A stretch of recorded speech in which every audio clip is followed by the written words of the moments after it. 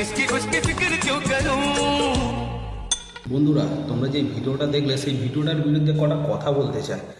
উনি কোন ধর্মের লোক আমার জানার দরকার নেই, উনি হিন্দু ধর্মের হোক বা মুসলিম ধর্মের হোক বা খ্রিস্টান ধর্মের হোক, আমি ওনার বিরুদ্ধেই কথাটা বলছি। অন্য কেউ গায়ে পেতে নেবেন না বা অন্য কোনো ধর্মের নিয়ে আমি কোনো কথা বলতে চাই না, আমি শুধু ওনার কথাটাই বলতে চাইছি। উনি মানুষ কি অমানুষ আমার তো জানার একদমই প্রয়োজন দরকারও নেই, সে তো আমরা ওনার এটা দেখেই বুঝতে পারছি, ওনার ব্যবহার দেখে বুঝতে পারছি উনি কোন ধরনের মানুষ।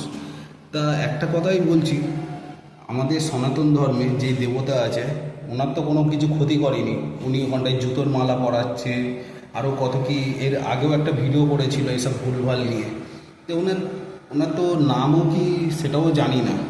তা যাই হোক বন্ধুরা, আমাদের সনাতন ধর্মের ঠাকুরকে নিয়ে উনি বাজে বাজে কাজ করছে, সেটাকে আবার সোশ্যাল মিডিয়াতে ছাড়ছে, এগুলো তো একদম কি বলবো, আমাদের সনাতন ধর্মে আমরা যে সহ্য করে নিচ্ছি এটাই অনেক বড় কথা, আর কিছু বলারও নেই।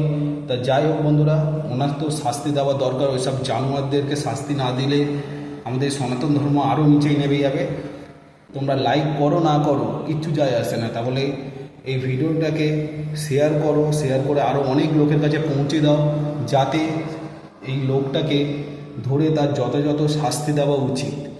চলো বন্ধুরা, আবার দেখা হবে, ভালো থেকো, জয় হিন্দ।